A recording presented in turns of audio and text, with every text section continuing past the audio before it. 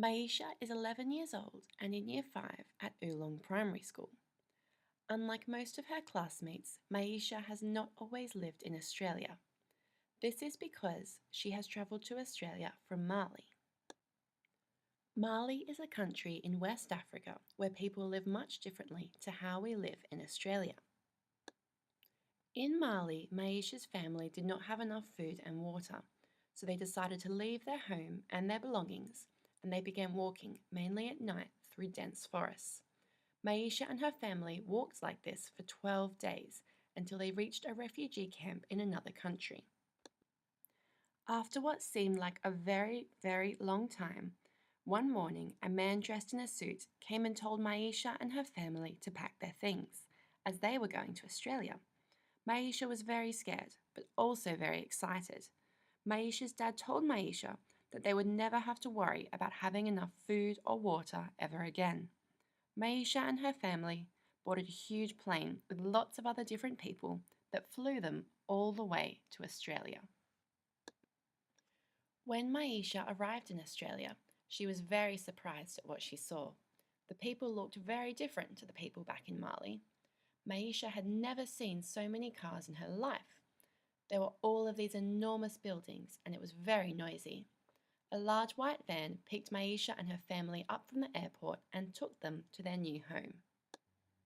Maisha's home in Australia was very different to her home back in Mali. Maisha was very surprised that clean water came by turning on a tap, and that her mother could prepare food on an electric stove. Maisha loved that there was a park just down the road from her new home, but she missed everyone back in Mali very much.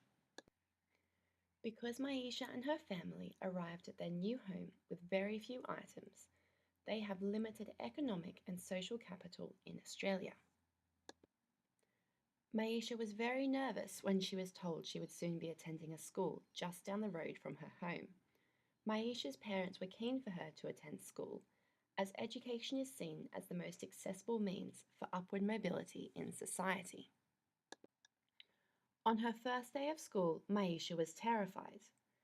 Maisha was told she would be in Year 5. She wondered what children did in Year 5. What did they write? What did they read? How was Maisha going to write? Maisha was introduced to her classroom teacher and the other children in her class. Her teacher seemed very nice, but Maisha could not understand her very well. The other students in Maisha's class all looked very different to her, and they knew Maisha was different. She looked different, she sounded different, she even brought different food to eat at recess and lunch. The next few weeks at school were not any better for Maisha. She still could not understand her teacher very well, and although she tried her best to help her, she was still not able to keep up with the other children. At recess and lunch, Maisha continued to be isolated. None of the other children would come up and talk to her, as they knew Maisha would probably not be able to understand them. Still, Maisha wished they would try. If only the other children knew why she couldn't understand them. It wasn't because she was stupid or dumb. Maisha's teacher continued to notice how isolated Maisha felt at school, but along with some of the other teachers, she had come up with an idea. Maisha was going to attend an after-school homework centre. This centre is going to work at changing the habitus of Maisha so that she can achieve educational success at school. That afternoon, Maisha attended the centre. Maisha liked the centre very much. There were many other students there who looked and sounded just like her, and all of the teachers seemed to understand her. Maisha spent many afternoons at this centre. Each afternoon, Maisha would work on something different with her tutor. They went through Maisha's homework with her, making sure that she understood everything that had been done in the class. The tutor also helped Maisha with her English language. This made Maisha gain great confidence in her speaking. Allowing these refugees to improve their language learning enables them to acquire language as a form of social capital, in addition to greater cultural capital.